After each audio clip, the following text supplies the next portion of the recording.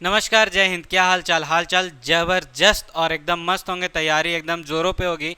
और तैयारी किस चीज़ की चल रही है तो आप सभी को पता है। हमारा तैयारी जो है वो है कहीं ना कहीं PYQ। PYQ का नाम सुनते ही आप लोगों को लगता है कि यह क्वेश्चन इसी तरह का छपा हुआ हमारे प्रश्न पत्र में दिखेगा क्या? तो जी दिखेगा, इस तरह का दिखेगा। ऐसा सेम टू सेम हूबहू हम लोग नहीं कह सकते हैं, बट कहीं ना कहीं हम लोगों को अंदाज़ा यहीं से लेके जाना है PYQ से। और ये जो आज मैं लेकर आया, आपको पता है हमारी तैयारी चल रही है पेपर 6, जो कि क्या है, सामान्य विज्ञान पर्यावरण एवं तकनीकी विकास। इसी पे हम लोग लगातार अपनी बातें रख रहे हैं। और आज जो हम लोगों ने अपनी बातों को रखा है वो रखा है 2016 JPSC मेंस के प्रश्न पत्र के ऊपर। JPSC मेंस 2016 में जो हुआ था उसके प्रश्न पत्रों में हम लोगों ने अभी देखने का सोचा है कि किस तरह का क्वेश्चन आया था हमारे साइंस वाले सेक्शन में और किस तरह से उसको टैकल करेंगे। अभी तक आपने अगर प्रीवियस वीडियो नहीं देखा तो सबसे पहले जाकर आप पिछला वीडियो देख कर आइए, जहाँ पे कि तमाम बातें की गई हैं कि क्वेश्चंस कितने नंबर का होगा, कितना उसमें बहुविकल्पीय प्रश्न है और कितने मार्क्स का हम लोगों को कितना प्रश्न जो है डिस्क्रिप्टिव टाइप में लिखना है।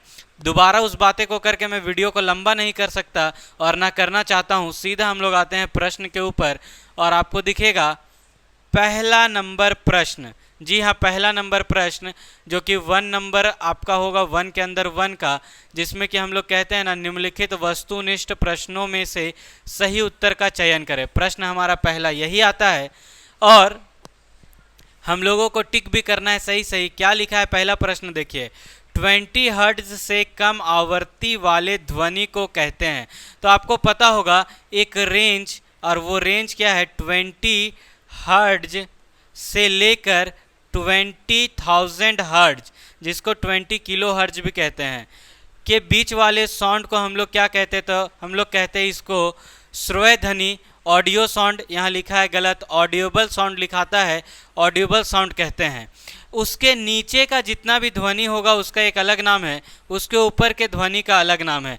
तो जैसे ही कोई भी साउंड रेंज 20,000 हर्ट्ज से ऊपर हो जाए, मेरी बातों पे आप गौर फरमाइएगा, 20,000 हर्ट्ज से ऊपर हो जाए तो उसी को कहते हैं हम लोग प्रसव्य ध्वनि, यानी कि अल्ट्रासोनिक साउंड।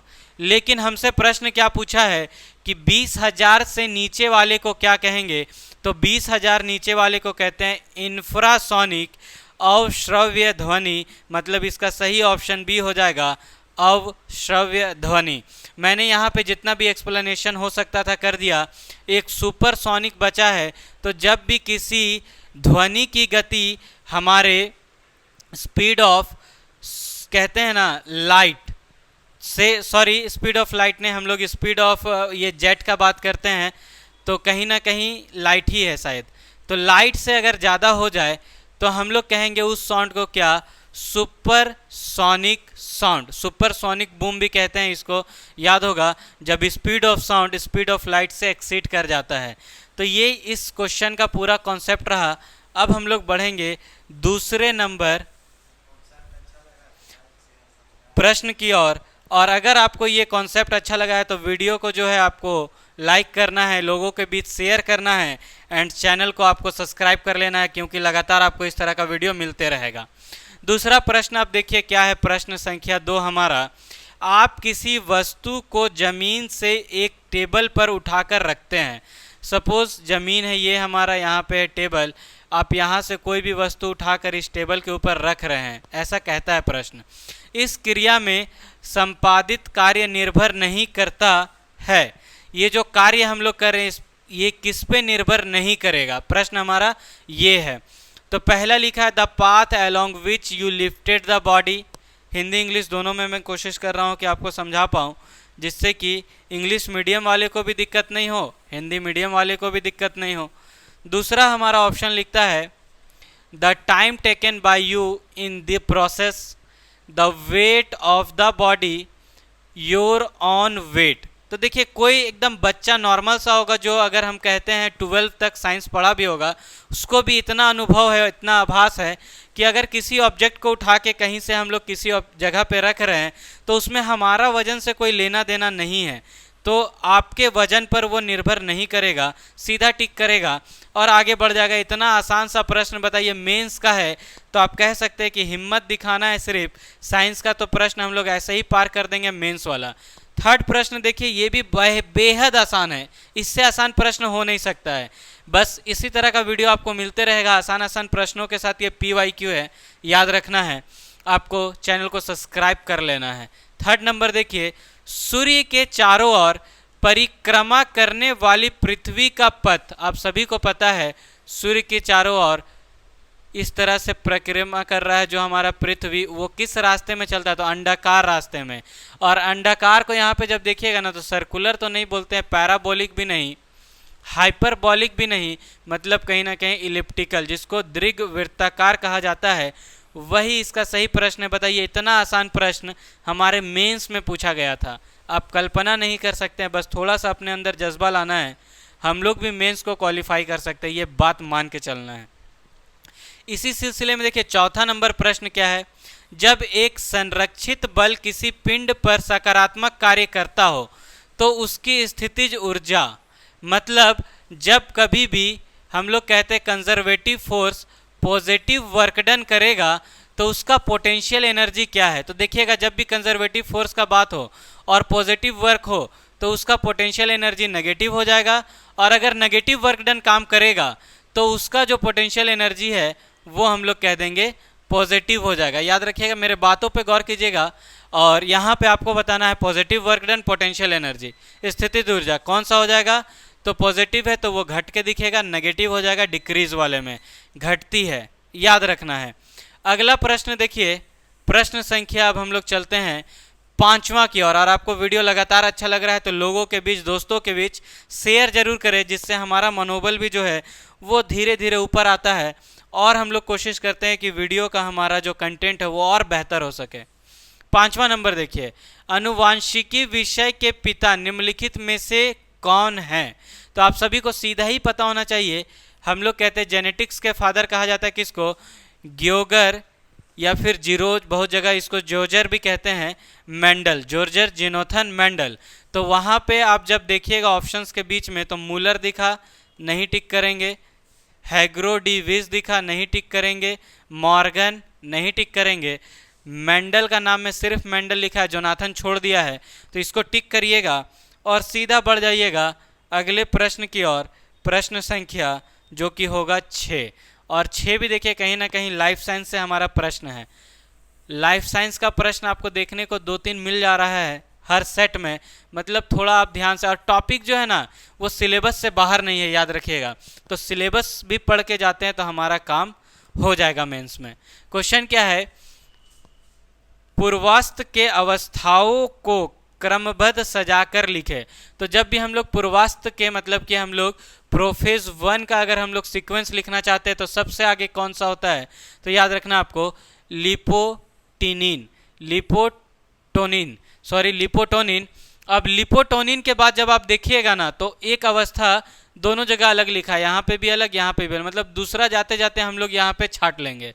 और लिपोटोनिन के बाद होता है जाइगोटीन, तो हम लोगों का ऐसा ऑप्शन बी ही दिख रहा है, लिपोटोनिन, जाइगोटीन, पैचाइटिन, डिप्लोटिन एंड डाइकिनिन्स। तो यही हमारा जो है सही है। ये थोड़ा 1-2 क्वेश्चन हो सकता है जो सीक्वेंस में पूछे, आपको कहीं ना कहीं सीक्वेंस याद रखना पड़ेगा, तब जाके हम लोग 100% जो है यहाँ पे टिक कर सकते हैं। नहीं तो फिर हम लोगों को क्या करना होगा कि इस तरह का प्रश्न पे ज़्यादा ध्यान नहीं देकर आगे बढ़ना होगा। लेकिन जब तक आप प्रीवियस ईयर बना रहे हैं, मेरा ये सजेशन है कि आप देखते रहिए जितना सीक्वेंस बेस्ड क्वेश्चन है। अगला क्वेश्चन है हीमोफीलिया।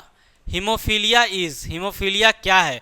तो आपको पता होगा, कभी कोई व्यक्ति कट जाता है और कटने के बाद उसका खून जो है रुकता नहीं है, वो बहते रहता है, जिसको एक तरह का राजशाही हम लोग कहते हैं रोग। क्यों कहते हैं आपको कमेंट करना है अगर आपको पता है, तो इस रोग को राजशाही रोग क्यों कहा जाता है।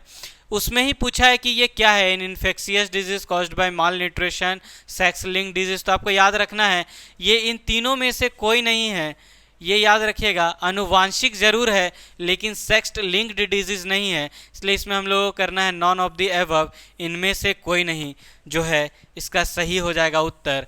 और अगले प्रश्न की ओर हम लोग चल निकलेंगे जो कि आपका फिर लाइफ साइंस से, और बहुत बेहद आसान, मतलब कि जो जीडी का तैयारी कर रहा होगा ना उसके लिए भी ये प्रश्न एकदम चुटकियों वाला है, वैसा प्रश्न पूछ दिया है।